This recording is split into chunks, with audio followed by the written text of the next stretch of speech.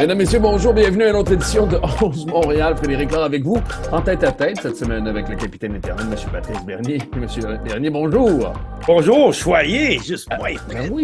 Ben oui, on va pouvoir se parler dans le blanc des yeux. C'est beau, le match des étoiles, 19 juillet. Oui, ça s'en vient, là. Puis en plus, le vote, je pense que ça vient juste de sortir. Nous autres, on a eu on a le choix de vote des médias, mais là, les partisans participent à ça. C'est toujours un événement particulier. Mais Ouais. les billets sont pas cheap, hein? J'ai regardé Non. ça. C'est pas donné à aller voir les MLS contre le Arsenal. Hey, ça tombe bien parce que ouais, moi aussi, j'ai reçu mon bulletin de vote. Je ne sais pas comment je vais prendre. Tu connais quand je fais ces votes-là aussi, je vais être rigoureux quand même, mais je vais Ouais. peut-être aussi prendre un angle cette année. Je vais voir, je suis en train de réfléchir, peut-être qu'on pourra en parler plus tard dans les autres podcasts.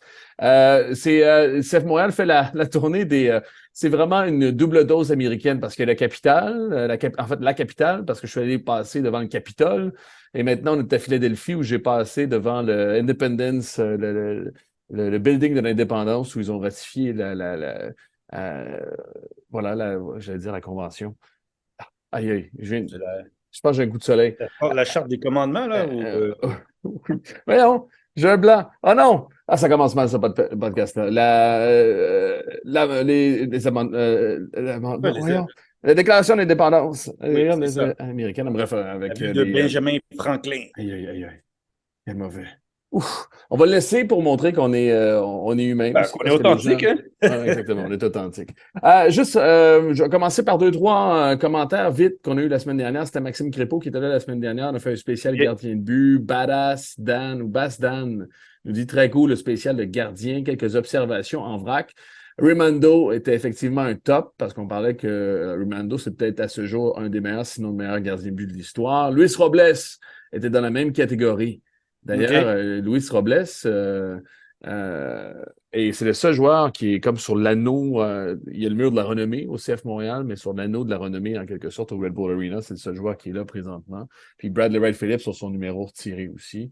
Puis il Ah. continue, côté Impact, version MLS, Evan Bush a marqué l'imaginaire. On a oublié de mentionner Evan Bush, mais c'est vrai qu'il a été important dans toutes ces années-là. Ah ouais, ouais. Evan, en plus, on oublie le Gant d'or à la Ligue des champions 2015. Il faut lui donner, même si on ne l'a pas gagné, il a été très important à cette période-là. Plus, je sais qu'on mentionne tout le temps, là, mais je veux bien rectifier. Le joueur avec le plus de matchs joués, si j'ai bien, c'est comme on dit, c'est Nacho Piatti, mais c'est Evan Bush. C'est juste qu'on n'inclut jamais les gardiens de but. Il a 200 quelques matchs joués pour le CF Montréal en MLS. Mais quand on parle de joueurs, les 10 autres joueurs, c'est Nacho Piatti qui si je me rappelle bien, c'est le joueur qu'on essaie de détrôner là, par rapport au match joué. Donc, Samuel Piette, je pense que c'est les minutes aussi jouées, surtout c'est les minutes jouées que Samuel Piette a dépassé dernièrement de Nacho Piatti. Mais c'est Evan Bush qui mène de loin Mm. même. Voilà. Mais dans notre spécial gardien, on en a amplement parlé. D'ailleurs, c'est ça, on a dit, puis tu l'as peut-être écouté, mais on a dit que Andrew Blake aurait la ceinture du plus grand gardien de l'histoire au moment où il aurait arrêté sa carrière aussi. Il va Ouais, mais je pense passer qu'il est actif, Rimando. donc on ne veut pas y donner, mais il faut y Mm. donner quand même plusieurs gants d'or. Et même s'il est dans une très bonne équipe défensive, ça en empêche qu'il gagne des matchs pour son équipe. Puis ouais, il va venir dans la conversation d'être un des meilleurs de tous les temps dans la Ligue. Mais Nick Rimando, tu sais, je vais lui donner, tu sais pourquoi? Mm. Parce que quand tu regardes le prototype d'un gardien de but, il n'a pas les spécificités du gardien de but. C'est pas un gars qui faisait 6 pieds 1, 6 pieds 2, 6 pieds 3, 6 pieds 4, dominant athlétiquement ou un super. C'est vraiment quelqu'un qui avait l'art de l'anticipation. Donc, il lisait les tireurs, il se déplaçait, puis il était déjà là dans l'angle des tirs. Et ben, son jeu au pied était plus ou moins peut-être l'un des meilleurs dans la Ligue au niveau de sa relance, balle dans les Mm. airs, et même de jouer au pied. N'empêche que Ross Salt Lake a eu de très belles années quand il a été dans les gardiens de but, surtout 2008-2009.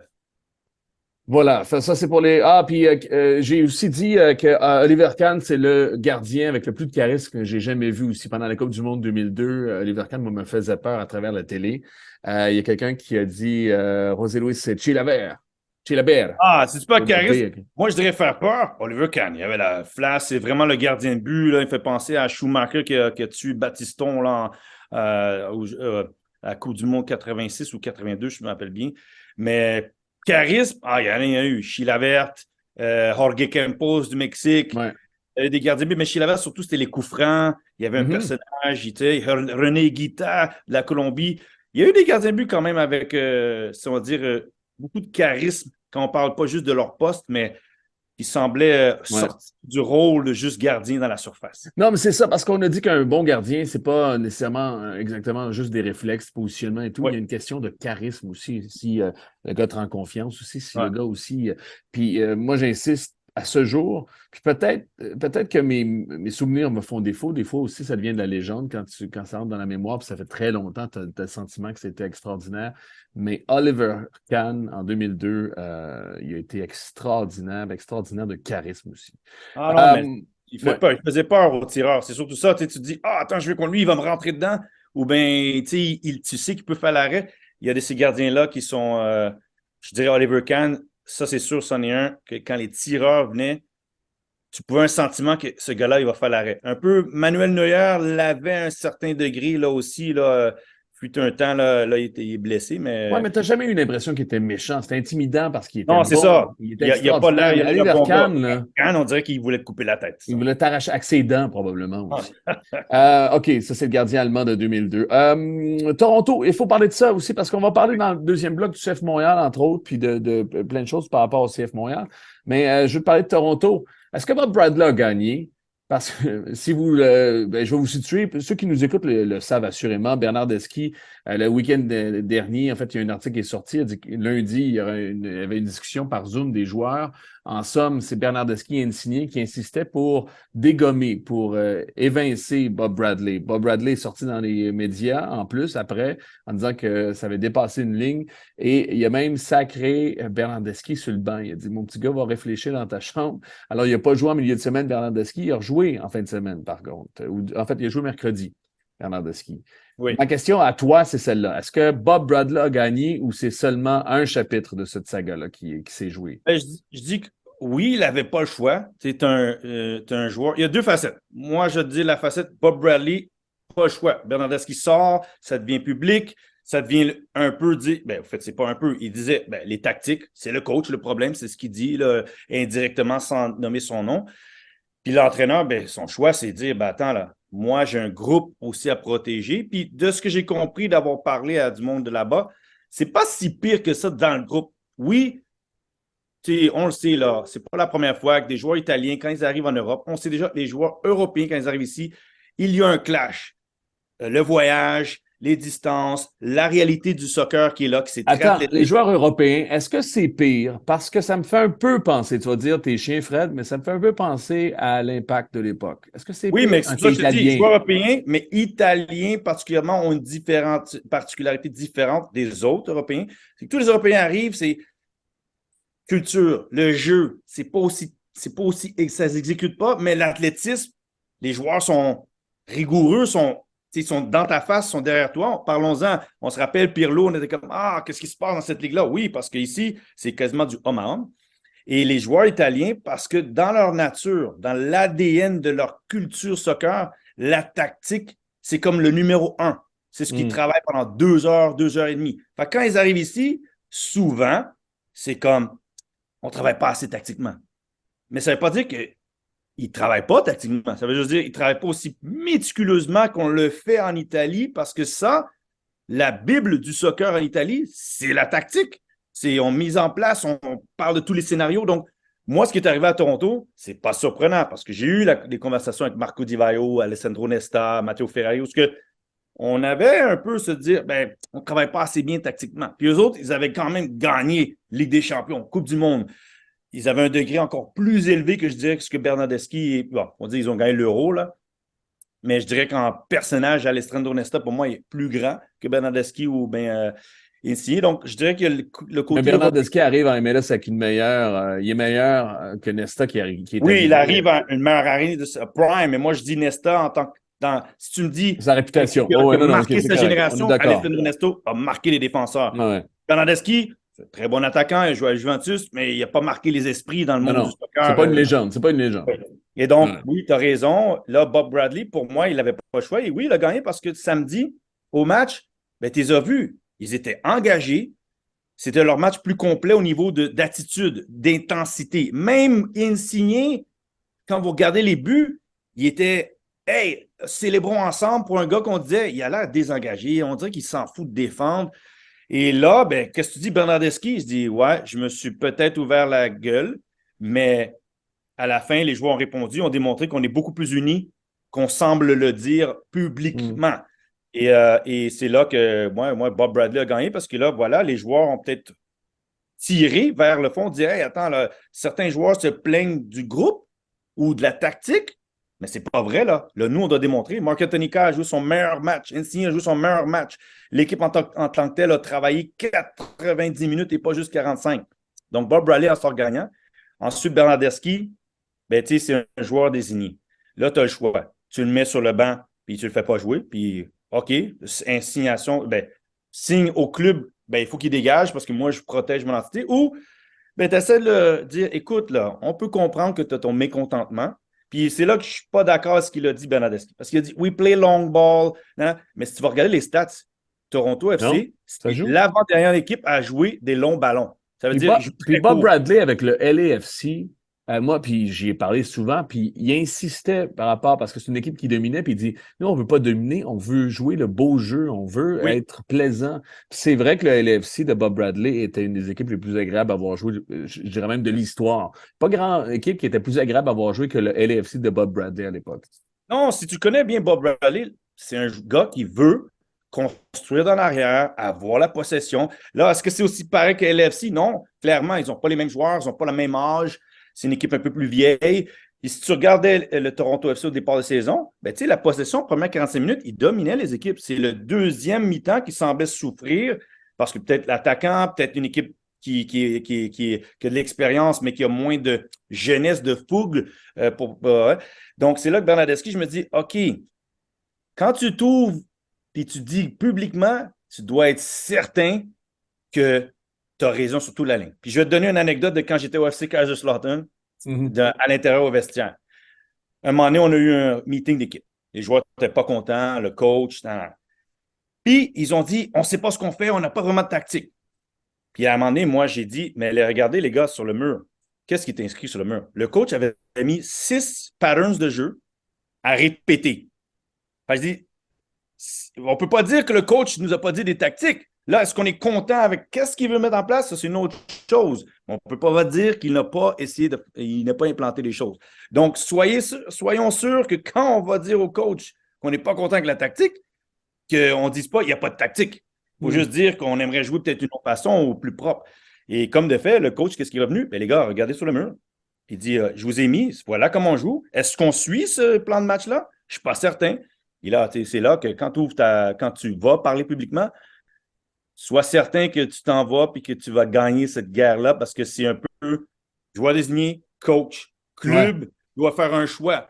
Mais ça se raccommode-tu? Ça se raccommode-tu même? Parce qu'on s'est peut-être parlé dans le blanc des yeux, on a peut-être vu des constats, il y a peut-être une brisure qui est arrivée, mais ça se raccommode-tu? Là, c'est là que ça va t'intéresser comment Bob Bradley va agir avec Bernardeschi, puis comment lui aussi dans le groupe. Parce que là, tu sais, il semble dire, ouais, moi, de ce que j'ai recollé de ce qui se passe à Toronto, on m'a dit, ouais, on n'est pas tout à fait d'accord avec ce que Bernardeschi a dit.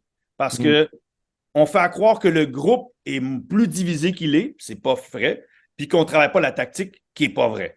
Donc, à la fin, c'est comme, ouais, tu as véhiculé ton mécontentement, mais publiquement. Tu aurais pu le faire à l'interne et on n'est pas content, puis ça se gère à l'interne, puis on trouve une facette. Là, j'avoue que Bob Bradley doit jouer avec, mais là, Bernardeschi, il doit performer. Parce que les gens à Toronto, ce qu'ils disent, oui, on veut voir Bernardeschi, but he still has to perform. And the team responded without him, sans lui dans le terrain. Donc, lève ton jeu d'un cran, prouve que les autres, prouve que tu es capable de monter cette équipe-là d'un niveau et que ce n'est pas juste des petits problèmes qui se règlent en parlant avec le coach. Donc, ça va être à suivre, ça. C'est hallucinant comment c'est l'année aussi des spectateurs qui demandent des comptes directement aux joueurs. J'ai rarement vu ça, mais on l'a vu en Europe en quelque sorte, mais en MLS, j'ai rarement vu ça.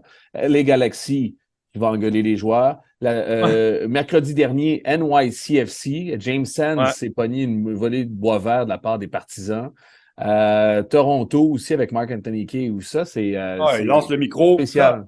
C'est spécial. J'avoue que c'est ce que ça me dit positivement, la culture soccer ben, elle a progressé. C'est plus juste ah, les gars, bon match, prochain match, on y va. Là, c'est non, on est meilleur, on dépense, il y a un projet, puis vous ne répondez pas au projet.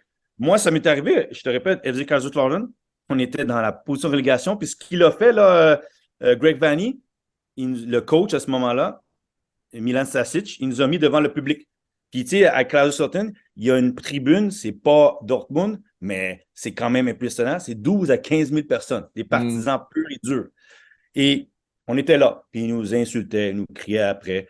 Puis c'est ça la réalité, c'est parce que ces gens-là, ils donnent tout pour que tu les divertis et que tu gagnes et tu les représentes bien. Et donc, ben, à un certain degré, je suis content que ça se produise ici parce que là, maintenant, le monde sont plus juste contents que tu aies une équipe. Ils veulent gagner, puis ils le démontrent, peu importe qu'ils gagnent ou qu'ils perdent. Donc, à un certain degré, ça démontre que c'est évolué en MLS. Hey, 3 choses, OK, par rapport à toute la conversation qu'on a eue. Premier, moi, je suis surpris que ce soit Bernardeschi qui, en ce moment, soit le capitaine de la révolte. Parce que l'an dernier, en même temps, ça fait peut-être du sens en y repensant 2 fois. L'an dernier, notamment, il y a des joueurs du CF Montréal. Rappelle-toi, il y avait eu un match important entre Toronto puis Montréal. Non, il y a 2 ans. Il y a 2 ans, je pense. C'était pour les séries éliminatoires. Ça pouvait couler. Non, c'est l'an passé. Quand est-ce qu'ils sont arrivés? L'an passé. Insigne est arrivé l'an dernier. Ça pouvait changer leur année aussi. Puis c'était aussi un point de bascule pour le CF Montréal à ce moment-là. Je pense que ça a fini 3-2, 4-3, si ma mémoire. Oui, ça doit être le match à Toronto, tu parles. Exactement. Je pense 4-2 précisément. 4-2, c'est ça. Puis il y a eu un revirement. Insigné jusqu'à la toute fin, même, premièrement, les joueurs, il y a des joueurs du CF Montréal qui m'en ont parlé, ils disaient on n'en revenait pas de son langage, de son langage corporel, de son attitude sur le terrain. Il faisait des jokes même à 4-2. Il a abandonné plusieurs fois alors qu'il était tout prêt. Il était tout prêt de revenir au score aussi. Vraiment insigné, alors que Bernardeschi était à fond aussi dans ce match-là. L'an dernier, Bernardeschi a été irréprochable aussi. Cette année, dans les derniers matchs, ça a été tout croche. Bref, je suis surpris que ce soit Bernardeschi et pas Insigné qui est arrivé et qui avait l'air un peu en colonie de vacances l'an dernier. La preuve, il y a des joueurs du CF Montréal qui étaient un peu bouche bée par son attitude sur le terrain dans les circonstances. Non, tu sais, Insigné, c'est bien que tu le mentionnes parce qu'on a entendu beaucoup de choses. L'année dernière, il n'est pas content. Beaucoup spéculent que. Tu l'as dit plusieurs fois ici sur ce podcast. Ouais. Il n'est pas content avec Bob Bradley. On l'a mentionné, je pense, l'année dernière. Et moi, je sais que ça a été dit là-bas, c'est connu. Mais on ne l'entend pas parler. Fait est-ce que vraiment il n'est pas content ou c'est comme j'ai dit, moi, j'ai joué avec les joueurs italiens. Je sais qu'à un certain degré, il y avait beaucoup de demandes, d'exigences sur la tactique. Mais à la fin, eux, dans le groupe, ils étaient investis. Ils poussaient. Le monde ne pouvait peut-être pas aimer le langage corporel au début de Marco Di Vaio, mais dans le groupe, c'était un gars qui demandait hey, on doit jouer mieux. Moi, je veux jouer mieux. Je veux jouer mieux. Ça, moi, tu le voyais à l'entraînement. Tu ne voyais pas quelqu'un qui était comme bon, c'est vous le problème, vous ne défendez pas. Moi, je suis bon, j'ai joué un très haut niveau, puis vous n'êtes pas à mon niveau. Insigné, c'est ce qui dégage. Mais le dernier match, samedi passé, c'est la première fois que je l'ai vu. Il est revenu en arrière, il a défendu, il a taclé, il a récupéré des ballons. Pour moi, ce moment-là, ça l'a mis sur la sellette, lui et Bernardeschi. Peu importe que Bernardeschi ait parlé, c'est comme si ça disait « Hey, vous deux, vous n'êtes pas contents. » L'autre, il ne parle pas. Fait un parle pour l'autre. Et à vous de répondre présent. Et Bernardeschi n'était pas là dans le match. Fait que tous les yeux étaient rivés sur qui? Insigné. À toi de performer. Vous dites que l'équipe n'est pas assez bonne, qu'on devrait faire plus. Bien, à vous de monter votre niveau de jeu. Puis là, il l'a fait. Et donc, mais tu sais, comme je l'ai dit, ils sont éternellement pas contents avec ce que Bob Bradley met en place parce qu'ils sont habitués à quelque chose de plus pointilleux. Ça ne veut pas dire que Bob Bradley ne le travaille pas, mais là, eux, d'emporter la propre sauce puis d'engager les autres. Moi, Alessandro Nesta, ça, je vais toujours lui donner. Il est tout le temps en train de parler à Jeb Brodsky, à Alisson Camara. Montez, revenez. Matteo Ferrari aussi. Ils étaient peut-être pas au niveau qu'ils s'attendaient à ce que ça soit, mais ils engageaient les autres, puis ils expliquaient, puis ils communiquaient. Et ça, je vais leur donner parce que peu importe qu'ils pouvaient se dire, ça peut être mieux. Puis rappelez-vous, Alessandro Nesta, quand il est parti, ils ont dit « What is the biggest difference with MLS? » Tactica. Tactica. Il l'a dit ouvertement, mais à l'entraînement, lui, il disait « Let's go, tu dois faire ça, on doit aller vers l'avant, on doit pousser. » Il y avait beaucoup de communication sur le terrain pour améliorer. Il n'avait pas le choix de parler, il ne courait plus, Alessandro Nesta. Aussi, mais quand même, il n'était pas effacé. Hey, joueur, tu as parlé de joueur désigné. Quand tu payes tu choisis un gars de cette trempe-là comme insigné, quand tu lui payes ce nombre d'argent-là, tu t'assures que ce soit un joueur, justement, leader positif pour ton équipe. C'est pas facile de le faire. Potin. Tu checkeras Copetti à Charlotte. Ça va pas très bien, Copetti. Entre les branches, ça fait Ah plusieurs ouais? personnes qui OK. me disent ça. C'est C'est pas un le gars le problème parce plus que c'est heureux. pas Swiderski aussi là-bas, il y avait Ouais. des problèmes, les coachs, même le coach d'avant. Enfin, en tout cas, Il y a des joueurs qui ne font pas beaucoup de passes aussi dans cette équipe-là. Puis ouais. c'est un secret de Polichinelle. Regardez les matchs. Le match de Montréal s'en vient d'ailleurs. Regardez les matchs. Il y a des joueurs qui ne se font pas beaucoup de passes aussi là-dedans. Parce qu'ils sont chanceux que j'ai Justin Meram, l'ancien. C'est Oui, lui qui oui. performe vraiment. Ils sont allés chercher en fait pour servir Copetti, en quelque sorte. Parce que justement, il n'y avait pas beaucoup de services, il faut dire. C'est de la construction de l'équipe. OK. Puis pour finir, tu parlais des partisans aussi. Ça m'a fait penser à Hernan Losada qui est sur le piton de jouissance par les temps qui courent. En fait, c'est pas vrai, mais il y a ce beau discours-là. Ça fait plusieurs fois parce qu'on le rencontre avant les matchs aussi.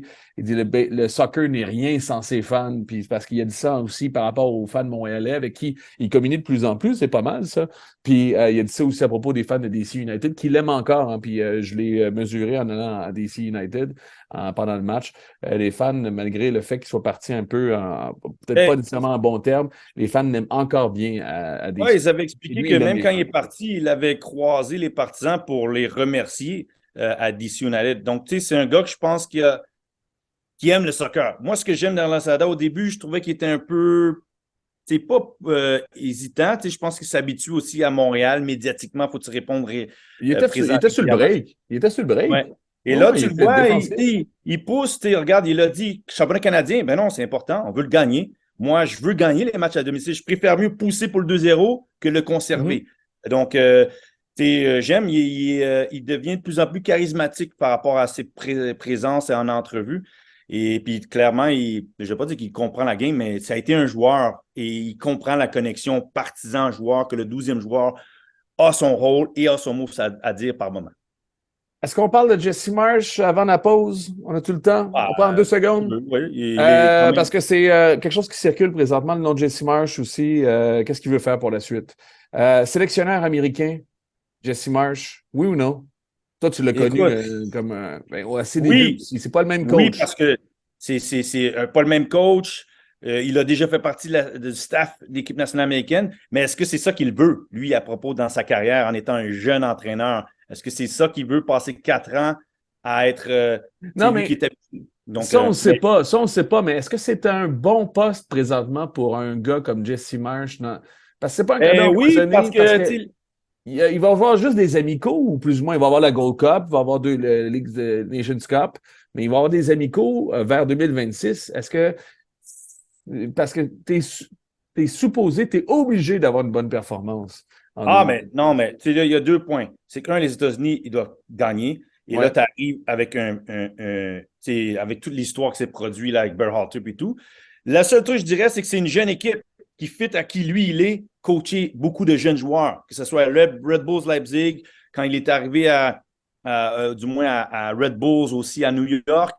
Donc, quand tu regardes le talent sur papier, peut-être que c'est le coach qui fit à cette équipe-là de jouer un peu plus dans le pressing, puis utiliser la jeunesse, les Tyler Adams, les McKinney, des stimulés à dire Hey, we are American, let's play, on presse, puis jouons d'une façon qui est proactive.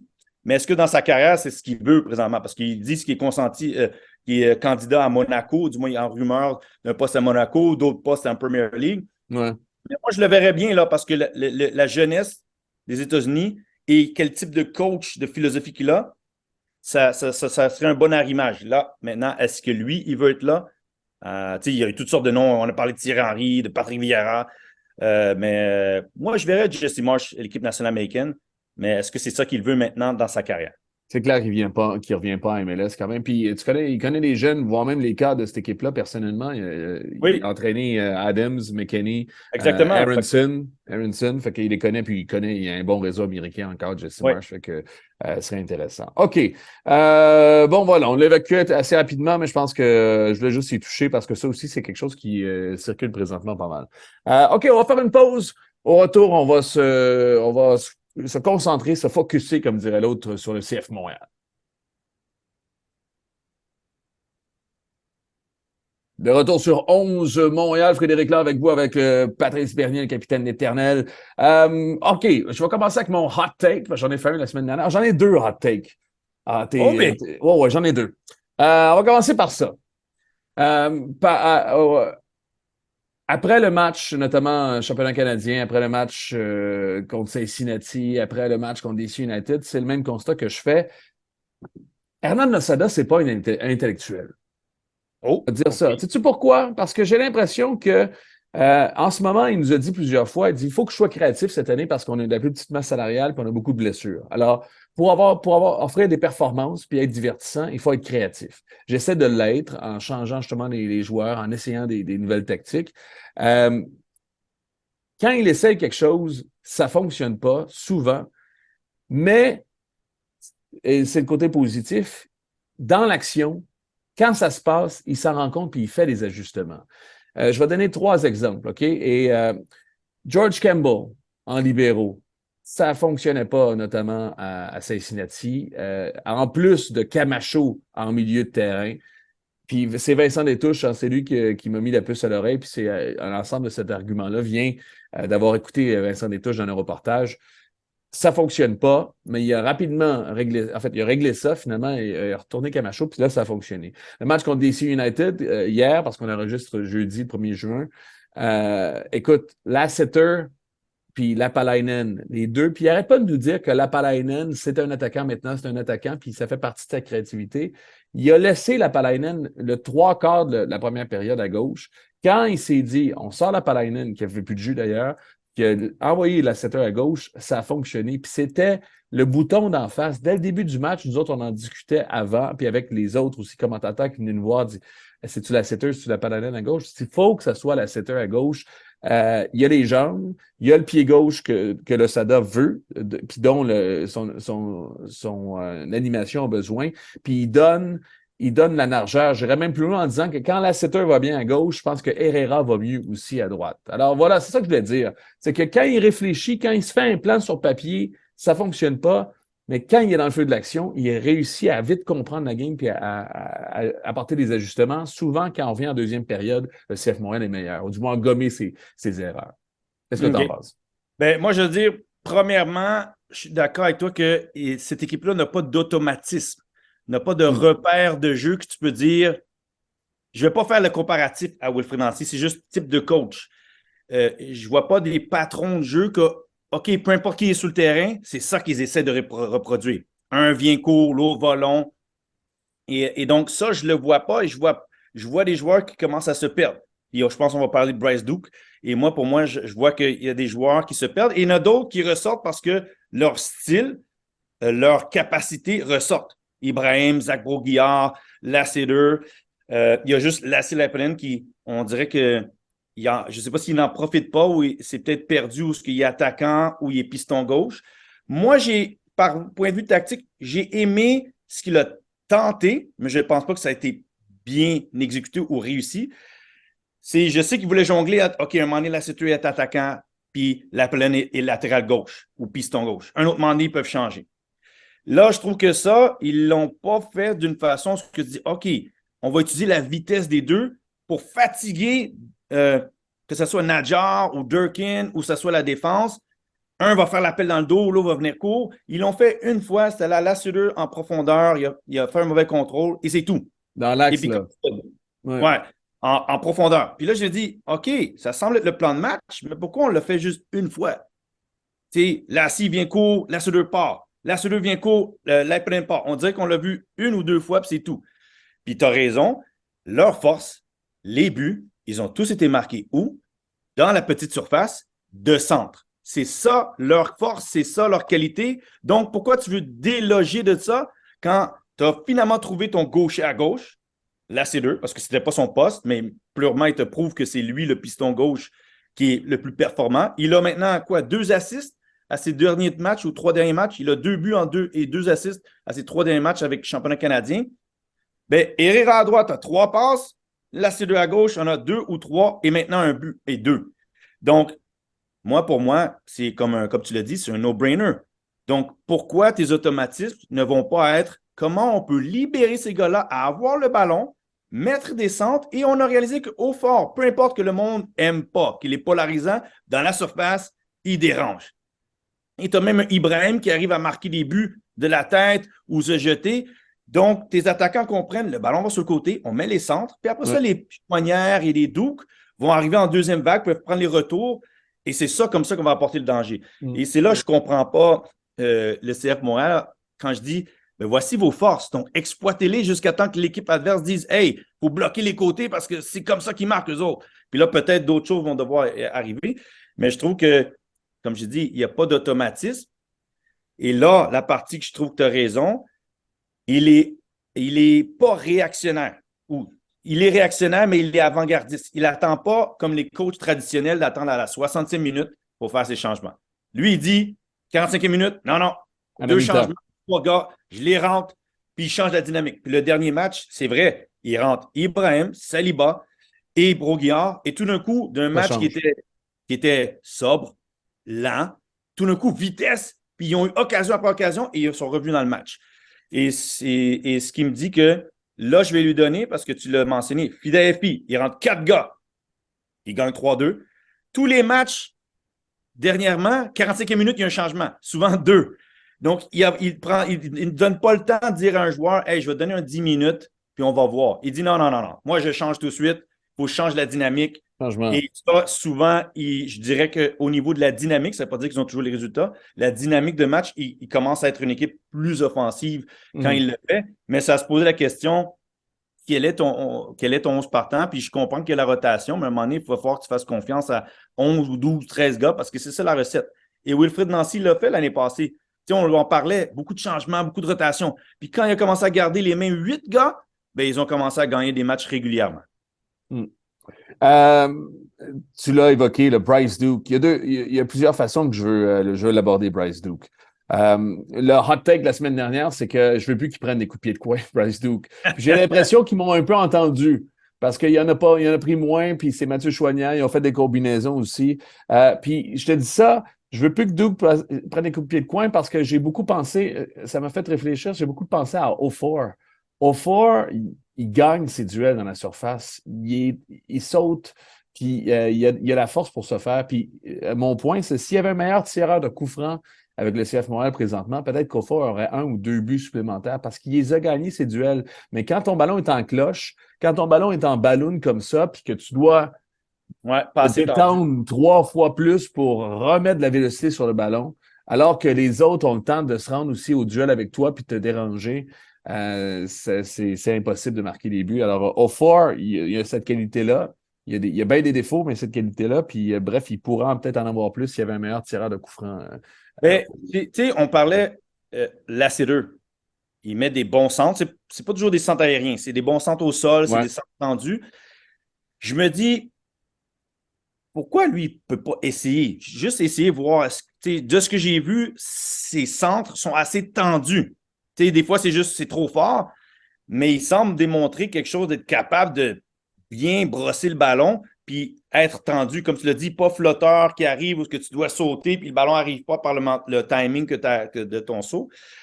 Donc, ouais, à voir s'il y a quelqu'un d'autre qui a des meilleures qualités de centre parce que souvent, des fois, en plus, ils font le centre tendu des lacets. C'est même pas un ballon brossé, c'est tendu qui va au deuxième poteau puis c'est trop haut. Puis tu perds ton momentum de ton saut. Puis c'est même ça avantage le gars qui va sauter pour gagner parce que lui, il peut la gagner et la dégager de l'autre côté. Donc, Bryce Duke, à ce niveau-là, il était arrivé avec beaucoup de choses prometteurs par rapport au centre. Et là, je pense qu'il faudrait retrouver quelqu'un d'autre qui tire, peut-être Choignard. Je dis Lassiter parce que j'aime bien des fois. Mais ça, je n'ai pas pensé. Herrera. Ouais. Pourquoi pas Herrera? Les deux gars qui sentent le ballon, c'est peut-être tes meilleurs centreurs. Donc, mets-les au coup de pied de coin. Donc, ouais, c'est vrai. Herrera, c'est quelque chose qu'on n'a pas vu, peut-être essayer. J'allais dire, c'est peut-être Miljevic, le meilleur. C'est la prétention de Vincent, d'ailleurs, que Miljevic, c'est le meilleur. L'année dernière, là, quand il a été là, souvent, on disait waouh, il met un bon centre tendu. Là malheureusement, il n'est pas un partant clair. Il se bat pour des minutes. Mais ouais, peut-être que c'est lui qui pourrait devenir un spécialiste aussi à fur et à Est-ce que mesure. tu es d'accord avec ça? Parce qu'au fil des conversations avec le SADA, je me suis rendu compte qu'il y a une situation avec les milieux de terrain présentement. Je pense, et là, je lui mets un peu des mots dans la bouche à l'OSADA, mais je pense qu'il a l'impression d'avoir 4 gars qui ont le même casting. 4 gars plus ou moins pareils. Duke, Hamdi, Miljevic et Sean Rea. Ce qu'il dit dans ces 4-là, il y en a un, Sean Rea, qui peut un peu jouer sur l'aile, qui joue sur l'aile aussi. Sinon, les autres sont semblables. Es-tu d'accord, dans un premier temps, es-tu d'accord avec le fait qu'il y a peut-être trop de joueurs pour le même profil au CF Montréal? Ben, je dirais que Ouais. c'est. Moi, il y a deux joueurs que je n'ai pas vu jouer beaucoup ensemble. C'est Hamdi et Bryce Duke. Parce que je trouve qu'ils ont des aptitudes qui pourraient être complices entre les deux. J'ai vu Rhea et Duke, ils n'ont pas de l'air de jouer un ensemble. Miljevic, pas assez, voilà, mais je dirais Parce que les deux sont joueurs. Hein? Hamdi et Duke, ça joue en une touche oui, aussi, il veut mais jouer en déviation, puis on voit que Duke, là, il est de plus en plus perdu parce que c'est comme s'il n'y a personne avec qui combiner. Puis lui, c'est un gars qui doit jouer simple, puis tu as une équipe maintenant qui joue en transition rapide, qui fait que là, maintenant, il ne touche pas trop souvent le ballon. Et je pense que l'Osada a réalisé, ben, quand on a deux attaquants, on ne semble plus être dangereux. Fait que je vais juste garder un milieu offensif, puis je vais mettre Duke présentement. Mais moi, j'aimerais voir Hamdi et Duke. On dirait qu'il y a un partenariat là qui semble démontrer de leur profil qui pourrait être complémentaire. Mais est-ce qu'on va les voir est-ce ensemble? Parce qu'on dirait qu'ils se battent pour le même poste. est-ce que Hamdi et Duke, est-ce que c'est possible en MLS? Moi, j'en doute. Parce que justement, jouer comme ça, c'est beau, puis théoriquement, c'est intéressant, puis dans le summum, c'est le FC Barcelone, mais est-ce que c'est possible en MLS avec des joueurs, parce qu'ils peuvent jouer toutes les deux, mais ils ne peuvent pas jouer juste ces 2 gars-là. L'autre affaire, c'est que physiquement, les deux se font manger aussi, ça peut être dangereux en MLS. Puis mon autre point, c'est est-ce que l'essai Hamdi Duke dépend du retour de Piet? Parce que là, avec Piet, Wanyama derrière, là, tu pourrais peut-être les laisser un peu plus, puis tu serais padé un peu derrière, non? Non, moi, je pense que Hamdi, par rapport au point de vue physique, je pense que Duke, là, il garde trop le ballon et il se fait déposséder parce que c'est pas sa force d'essayer de dribbler et de conserver le ballon, c'est de jouer rapide. Je crois que Hamdi, il aime jouer rapide, mais on dirait que des fois, c'est comme si les autres ne comprennent pas ce qu'il veut faire ou lui, il n'est pas en complicité avec d'autres. Donc, les deux, c'est des joueurs de ballon qui pourraient jouer rapidement ensemble, puis même peut-être déstabiliser des adversaires qui veulent jouer peut-être plus physique. Mais vu qu'eux autres, ils joueraient en une touche ou deux touches, ça pourrait être bien parce que le milieu du terrain du CF Montréal provoque rien. Quand je dis rien, il Mm. n'y a jamais de passe dans l'axe qui envoie au fort Ibrahim, Kyoto dans le dos de la défense. C'est le ballon va sur le côté, puis c'est les centres. Fait que les équipes, présentement, ne sont pas dérangées par le CF Montréal dans l'axe. Est-ce que c'est parce que deux joueurs qui ne combinent pas ensemble n'attirent pas l'adversaire à venir proche puis ils conservent trop souvent le ballon? Moi, je vois qu'il y a quelque chose en complémentarité des deux joueurs. J'ai peut-être tort. C'est juste, je regarde Hamdi, je dis, quand il rentre, il essaie de faire des jeux en déviation, des jeux en une touche, des 1-2, puis Douk n'est pas là. Ou Douk est trop à droite. Donc, je sais pas, moi, je vois quelque chose que ces deux-là pourraient jouer ensemble, mais bon, c'est peut-être juste moi qui aime ce type de milieu de terrain-là et que ça ne fit pas trop. Non, non, Pourquoi pas t'es pas le seul. Il y en a d'autres qui m'en ont parlé aussi. T'es pas le seul, puis je comprends vraiment ce que tu dis. Mais moi, personnellement, en termes de réaliste, là, puis j'ai pas ton bagage technique, j'ai quand même un petit doute d'où qu'elle me Ah, dit. En peut-être. Puis MLS. En MLS. Ouais. après ça, il y a Mathieu Choignard que je pense, moi, il serait plus avantageux d'être plus haut que d'être plus bas sur le Oui. terrain. OK. Il est trop bas en ce moment avec Wanyama? Ben, ça va parce que pour certains matchs, avec sa capacité de volume de courir, mais je trouve que des fois, c'est des matchs physiques. C'est pas la force de Mathieu Choignard. C'est la force de Samuel Piette, c'est la force de Wanyama. Mathieu Choignard, c'est un joueur qui aime se projeter vers l'avant, qui doit jouer plus rapidement. Et pourquoi pas lui et Duke par moment en avant? Quand Samuel Piette va revenir, peut-être c'est ça qu'il va faire, mais moi, je vois que l'Osada semble plus confortable à jouer avec deux attaquants que deux milieux offensifs. Au Ouais. moins, les deux milieux offensifs n'ont pas répondu pour lui convaincre que ça fonctionnait plus avec deux milieux offensifs que deux attaquants. Moi, j'essaie d'être relax dans les derniers matchs avec Choignard parce qu'il, je sais pas s'il pompe l'huile, mais il a donné il a donné de la charité pas mal à cette équipe-là. Mais moi, Ouais. si je peux rajouter là-dedans, il y en a qui ont dit il y a besoin de repos. Je ne suis pas certain que c'est le repos. Moi. J'ai vu Non. Caceres Jr. à Red Bulls, il a joué Ouais. toutes les minutes. Puis ils ont joué US Open Cup. Ils ont joué le même nombre de matchs que le CF Montréal. Il a joué toutes les minutes. Là, je pense que la façon que le CF Montréal joue, ça veut dire on va vers l'avant rapidement, ça devient un track meet. Puis je crois que Mathieu, il se perd là-dedans. Parce qu'il devient je dois aller vers l'avant ou je dois rester en arrière. Puis là, le joueur qu'on a vu contre Sporting Kansas City ou dans la période, ça allait bien, c'est parce que le Montréal progressait plus progressivement. Puis ça le permettait de se joindre. Là, maintenant, c'est les gars vont à l'attaque à On se 100 000 à l'heure. Ouais. Puis il se retrouve au milieu, dans la zone grise, puis il se retrouve à faire du travail de Wanyama quand ses qualités, c'est de se joindre à l'attaque, puis d'arriver en deuxième vague, puis peut-être marquer les buts de cette façon-là ou contribuer offensivement de cette façon-là. Et je trouve que c'est là que le monde sont comme, il a l'air fatigué. Oui, parce qu'il fait que courir sur le terrain. Moi, je trouve pas que Mathieu joue.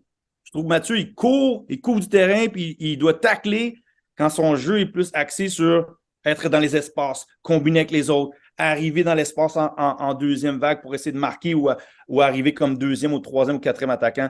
Là, on le voit, il court à droite, à gauche, il tacle, il se fait prendre dans les duels. Je trouve que c'est pas ça son jeu. Et pour moi, peut-être ce serait mieux d'être le deuxième milieu offensif quand Samuel Piet revient pour les matchs pour solidifier au milieu parce que Piet et Wanyama sont beaucoup plus des récupérateurs et fit dans cette façon de jouer qui est d'aller vite vers l'avant puis des gars qui peuvent casser le jeu pour permettre à la défense de ne pas souffrir.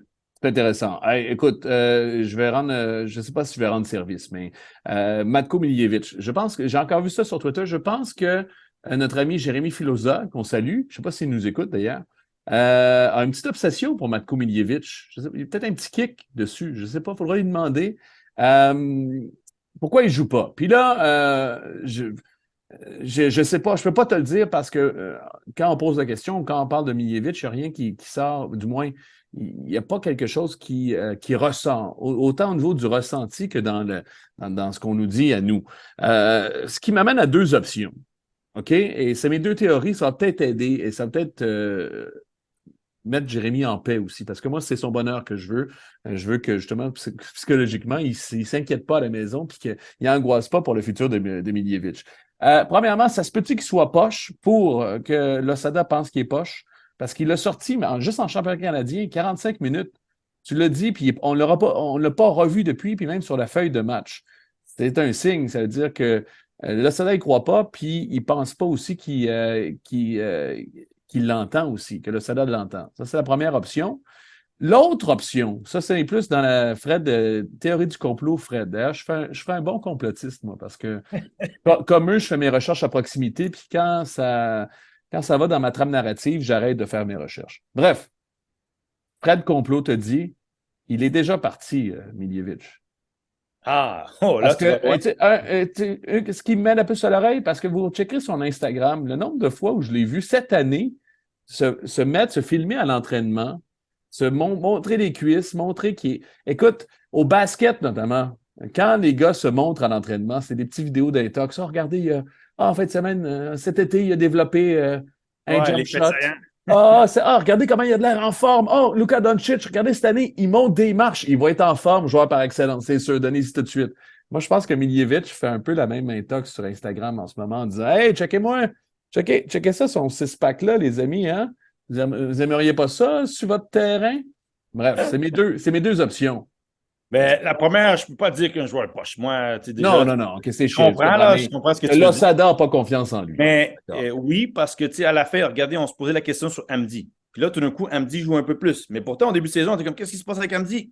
Le coach ne semble pas l'aimer. Peut-être qu'il y a quelque chose à l'entraînement, les efforts, les replis défensifs. Puis c'est une équipe qui est basée sur attaquer, défendre. Il a dit, moi, je ne suis pas dans le possession, méticuleux, puis être propre. Moi, on va vers l'avant, on met l'implication, puis on essaie de presser quand on peut.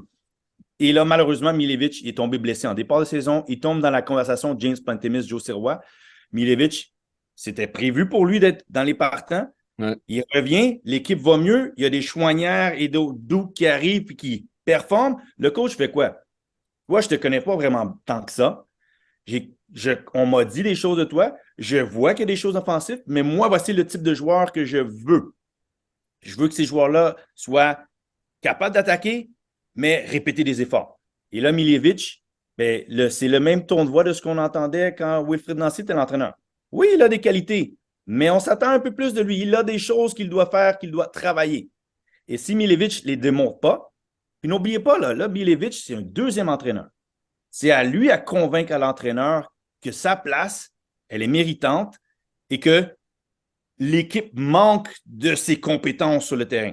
Si le coach considère qu'il met Duke, il met Rea à devant lui, c'est que là, clairement, il se dit écoute, tu as des qualités, mais présentement, tu ne me démontres pas que moi, là, j'ai besoin de ça sur le terrain, que tu vas m'apporter une différence. Puis comme je dis, Hamdi qui était dans le doghouse, il joue là de plus en plus de minutes. Ça veut dire il a bien joué contre les Red Bulls, Hamdi. Oui, exactement. Mieux que quand il est rentré contre. J'oublie. Et là, il a joué dernièrement contre Miami, il est rentré ouais, c'est ça. de Duke. Mais regarde, j'ai préféré son match, c'est 10 minutes contre les Red Bulls que c'est 30 minutes contre Miami. Ouais, mais tu sais, comme moi, j'ai pas c'est sûr, on aimerait qu'il soit plus engagé, mais j'ai pas aimé son match contre Miami. C'est qu'il est propre, mais je trouve que ce gars-là, c'est comme il manque de rythme. Puis quand je dis rythme, c'est qu'il joue pas souvent. Il manque de confiance, il a de l'air gêné même. Il a de l'air gêné sur le terrain. Ouais, excuse-moi, Pat, parce que tu disais, puis je veux pas dire, puis tu as raison, puis je n'aurais jamais utilisé, ça devrait être banni, il est pas poche, puis je veux jamais dire ça d'un joueur. Ah, mais je comprends. J'ai travaillé avec des joueurs, des joueurs de tennis aussi qui, tu sais, c'est les athlètes, si vous êtes à ce niveau-là, si vous êtes payé pour faire du sport, vous êtes bon. Puis, mais je comprends ce que tu veux dire, c'est que tu veux dire, mortels comme moi devraient. Ils ne montent pas assez pour être sur partant, puis exactement. Le coach ne pas tous les jours, donc clairement, tu peux bien dire il devrait jouer, mais c'est pas comme si Milevic, il y avait 1 an, il avait marqué 12 buts, puis tu dis hey, on sait ce qu'il est capable de faire. On n'a pas encore vu complètement ce qu'il a fait à faire. Puis là, ça donne non plus. Non. Puis là, mais même en regardant les matchs du CF Montréal l'an dernier, il ne l'a pas vu aussi. Oui, tu sais, il a dit OK, il y a un petit quelque chose, mais moi, dans les types de joueurs que je recherche, est-ce qu'il va m'apporter ce qu'il veut? Puis là, la deuxième chose, c'est bon, maintenant, on est dans l'ère encore plus Instagram. Les joueurs se brandent de plus en plus. Ils démontrent ce qu'ils font dans l'entraînement. Fait que moi, ça ne me dérange pas. Ce qui est en train de se vendre, tout le monde se promouvoit de nos jours. Là, il était désiré, Miljevic, quand le CF Montréal est allé le chercher, il était désiré parce que le passeport américain, tu sais, c'est un gars qui pourrait aller. Tout à fait, c'est possible, mais il est arrivé en 2021, 2022, 2023. Ouais. Si je me rappelle bien, on lui a donné 3 ans plus 1. Donc, est-ce que c'est possible qu'à la fin de cette année, quelque chose se produise, il y a une année d'option, tout? Mais moi, je dirais que les joueurs sont tellement en train de se montrer à l'entraînement, puis tout. T'sais, maintenant, c'est la mode là, de voici mes photos à l'entraînement. C'est accepté. Puis en plus, on veut plus voir les gens veulent plus voir les joueurs à l'entraînement, voir qu'est-ce qu'ils ont l'air dans leur habitat naturel, si on peut dire. Donc, est-ce qu'il est en train de se vendre? Je dirais non. Moi, je dirais qu'à la fin, oui, il se vend naturellement, mais est-ce que la meilleure chose qu'il peut le vendre, lui, c'est de jouer, c'est de marquer les buts pour qu'on marque. Hey, Milevic a marqué des buts. Milevic a fait une passe d'assist. C'est ça que les directeurs sportifs, les clubs vont dire. Ah, lui, il y a quelque chose. Là. Comment ça qu'il ne joue pas à Montréal? Pourtant, il performe. Si tu ne performes pas. Est-ce que je pense que si on veut être fair, ce que tu viens de dire par rapport à Miljevic, on pourrait le dire par rapport à Hamdi, c'est les circonstances. Puis je pense que Hamdi aussi, ça c'est une autre théorie sortie d'un peu nulle part, mais il y a peut-être, tu sais, ça fait partie des joueurs qui pourraient aller dans un autre club puis exploser. Là. Il y a besoin, à mon avis, ces gars-là, il y a un des deux qui aurait besoin qui bénéficierait d'un changement d'air aussi. Ouais, j'écoute, choc culturel. Mais Hamdi, tu sais. Tu t'es jamais bien senti avec cette équipe-là. Il n'y a jamais eu des circonstances. Le coach a changé. Mais Hamdi, je vais dire, c'est un peu différent. Okay? Juste un peu différent. Parce que quand il était arrivé, son premier match, on a fait comme wow! Il y a quelque chose, lui. Il a apporté quelque chose de différent. C'est sûr, c'était un match. Mais on a fait comme, hey, oh, attends, il faut porter attention, ce gars-là a des qualités dans le secteur offensif. Mais moi, je me rappelle, quand on en parlait, c'est comme, hey, franchement, lui, là, c'est déhanchement, il joue à contre-temps. C'est intéressant ce qu'il fait. Là, il a été régulièrement blessé. Là, maintenant, est-ce que c'est lui qui doit s'adapter, fort probablement, à la réalité que le championnat MLS est athlétique? C'est demandant au niveau des efforts que tu dois faire. Il avait la barrière de la langue, parce que il ne parlait pas anglais, pas français. Donc, il y avait vraiment quelque chose de difficile. Et ce gars-là, je ne sais pas pourquoi. Lui, j'ai peut-être un côté plus penchant. Même quand je le croise, je dis, hey, j'attends de voir le vrai joueur parce que je sais qu'il y a quelque chose qu'on a vu qui ne ressort pas complètement. Mais il a gagné des minutes dernièrement. Ça veut dire qu'il a gagné en la faveur de Sada ou il a répondu à des choses qu'on lui demandait de faire mieux, qui est fort pendant des replis défensifs dans ses répétitions des efforts. Que Milevic, oublions pas, il vient juste de revenir. Là. Moi, je sais que quand tu reviens de blessure, tu te sens toujours frais, puis tu es prêt à dispo, puis à l'entraînement, tu mets 10 buts dans tes premières semaines. Puis là, tranquillement, la routine s'installe, puis tu n'es pas aussi au rythme, tu n'es pas aussi affûté. Puis ça vient avec des semaines, puis ça vient avec des matchs. Puis malheureusement, les gars, ils n'ont pas assez de matchs, mais ils sont chanceux parce que ce coach-là, il donne beaucoup plus de minutes aux joueurs du banc que les autres. Parce que là, les gars ont vraiment 45 minutes pour prouver. Ce n'est pas « Ah ouais, donne-moi 10 minutes puis je dois faire de quoi de magique en 10 minutes. » Il donne aux joueurs 20, 30, 40 minutes régulièrement. Je crois que c'est lui qui aurait commencé l'année avec Wilfried Nancy, hein, s'il ne s'était pas blessé. Il s'est blessé en pré-saison dans un match qui était à huis clos. Une blessure, je pense que c'est Leon Flock qui le blesse contre Philadelphie. Là, on parle de... 2022. Amdi. Oui, c'est lui qui commence au milieu du terrain. C'est bien, il y a eu une blessure qu'ils n'étaient pas sûrs. Est-ce qu'il y avait une fracture? C'était une cheville, ça a pris 8 semaines. Un tacle par derrière, moi j'étais là, je l'ai vu. Un tacle par derrière, c'est. Puis quand tu penses, une carrière, c'est des circonstances. Hein? Peut-être que cette blessure-là lui a fait perdre 1 an et demi de... Exactement. Regarde Milevic, c'est la même chose. Il était supposé d'être partant. Il se blesse. Out 3 mois. Hey, pendant 3 mois, beaucoup de choses arrivent. Regarde James Pantemis. Étais-tu vraiment supposé? Le Sada au début de l'année. Moi, je pense qu'il était en faveur d'être partant. Est-ce qu'il serait resté? On ne sait pas. Mais il était en faveur d'être partant. Il s'est blessé out 3 mois. Regarde James Pantemis. Blessé à l'épaule. Jonathan Sirois maintenant. Et comme tu veux faire quoi? Tu veux enlever Jonathan Sirois pour mettre James Pantemis? C'est comme on dit, what have you done for me lately? Le Sada, à chaque fois, parle de outstanding pour Jonathan Sirois, puis il a raison, là, mais outstanding, il aime beaucoup. OK, hey, on finit là-dessus, Pat Bernier. Philadelphie, en fin de semaine, Philadelphie, surtout dans l'optique du championnat canadien, 2 choses en 2 temps. Premièrement, tu me dis, est-ce qu'on va... je ne veux pas dire balancer, mais est-ce qu'on va faire tourner fortement l'effectif face à Philadelphie? 1. Puis 2, est-ce que tu es d'accord pour dire que Vancouver est favori la semaine prochaine? Oui et oui. Je pense que la rotation samedi, Hernan Losada a dit « Nous prenons le championnat canadien au sérieux ». Il n'y a aucun coach qui a dit ça auparavant. Tout le monde a toujours été un peu mesuré. On va voir, on va prendre la rotation, on le prend au sérieux. Lui, il a dit « Non, nous, on veut gagner une coupe. C'est important. » Donc, ça me dit que samedi, il va y avoir un peu de rotation. Puis que le match contre Vancouver, on ne va pas se cacher. Vancouver est avantagé. En voulant dire, dans le championnat, c'est l'équipe canadienne qui performait le mieux. Ils viennent juste de gagner 6-2. Le dernier match contre CF Montréal, ça a fini 5-0, même si c'est sûr, ça ne sera pas le même match. Et ils jouent chez eux. Donc, il y a le facteur que CF Montréal a joué d'ici, à Philadelphie, doit voyager, doit aller jusqu'à Vancouver, mais c'est un match, une finale. Et je pense qu'on ne verra pas le même. CF Montréal, à moins qu'on ait un carton rouge après 20-25 minutes, ça c'est clair. Fait qu'ils partant à Vancouver, mais je me dis que Montréal est beaucoup plus en confiance qu'il était quand ils les ont affrontés en départ de saison. Ils se connaissent mieux, défendent mieux et surtout attaquent plus dangereusement. Donc, Philadelphie, je m'attends à de la rotation et je m'attends à un alignement de haute pointe contre Vancouver. Et là, je me dis ça va être un match qui va être beaucoup plus serré que la dernière fois que Montréal est allé à Vancouver. Et c'est une finale. C'est jamais ce qui va arriver. C'est bien, moi, j'étais là, puis Assun a marqué un but à la je ne sais pas combien de minutes. Du déviation de la tête, on fait 2-2, on gagne sur les aggregates et on gagne la Coupe en 2013. Donc,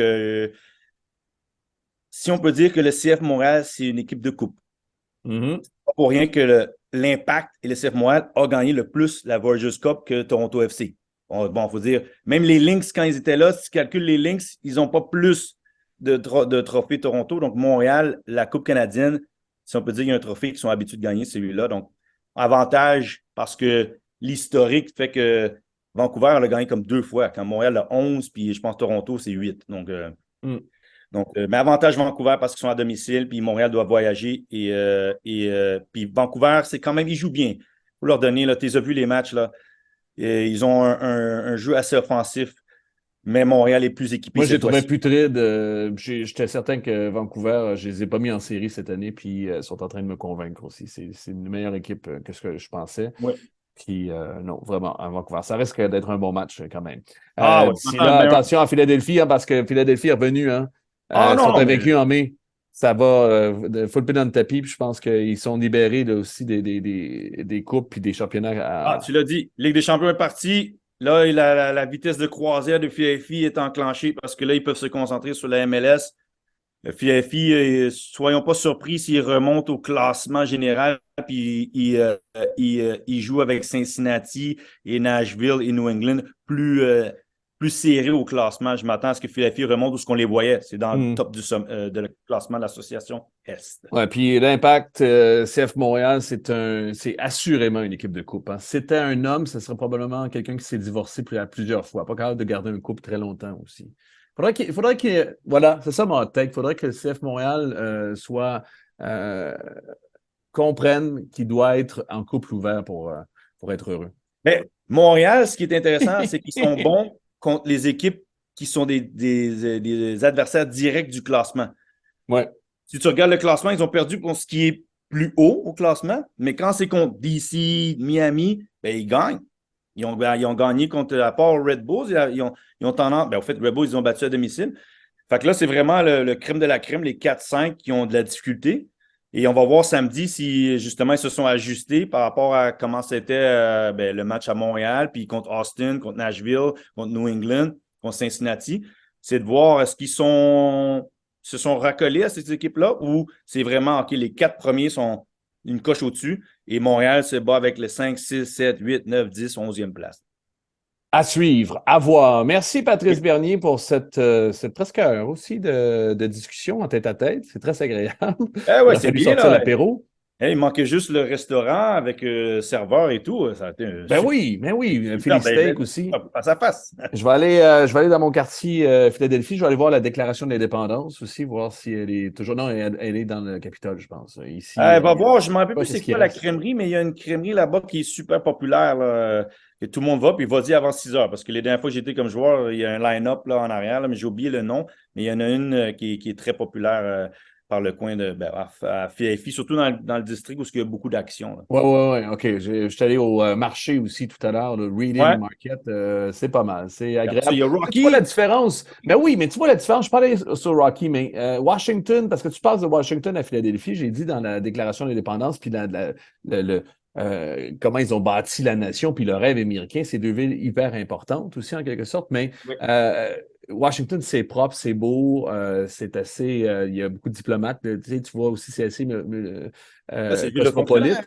Tu arrives ici à Philadelphie, c'est un peu tout croche. Tu as des annonces de Tory Black, c'est une actrice porno aussi, en sortant de. Après ça, tu as I Hate Steve Singer. Tu sens, il y a du smog aussi. Tu sens que c'est un peu plus rough à Philadelphie qu'à Washington. Et puis, tu l'as vu, hein, si le monde qui suit les Eagles, les Flyers, les 76ers, les partisans de Philadelphie, ils sont un peu plus agressifs, sont plus expressifs. Et tu l'as dit, tu le vois dans la ville. C'est la ville de Brotherly Love, mais laisse-moi dire que les autres, ils ont tendance à vraiment s'exprimer sur quand ça va pas bien. Puis ceux qui ont déjà été dans les estrades, même quand c'est VFI, l'Union qui joue, les partisans, ils se gênent pas à dire des choses. Des fois, il y a des bêtises, là, mais à PFI, c'est une ville très animée, si on peut dire, par rapport à leurs équipes sportives. Les partisans sont derrière et pour ou contre leurs propres équipes. Ceux qui suivent les équipes de cette ville-là le savent, le connaissent et l'ont déjà entendu. Ouais, bon. Je voulais voir, je n'avais pas fait mes recherches, mais I Hate Steve Singer, c'est une. Peut-être que vous connaissez ça, je ne connaissais pas ça. C'est des bijoux. C'est une marque de bijoux en quelque sorte. Mais je trouvais que justement, I Hate à Philadelphie, c'était tellement on-brand, comme on dirait. Puis Tory Black, j'ai vérifié, puis là, je vais avoir une tonne de pourriels qui vont rentrer probablement, mais c'est vraiment une actrice porno. Alors voilà. Hey, peut-être qu'on pourrait mettre ça dans le titre, ça va peut-être nous amener des. L'algorithme va peut-être. Le monde va commencer à suivre notre show, ils vont penser qu'on parle d'autre chose. Quand on a mis Taylor Swift, ça a été super bon pour notre algorithme, ça a été dans le tapis. Il faut penser de même, Patrice. Nous autres, on essaie d'être l'anti-Stephen A. Smith puis dire des choses sensées, puis pas parler, utiliser des termes comme poche, des affaires de même.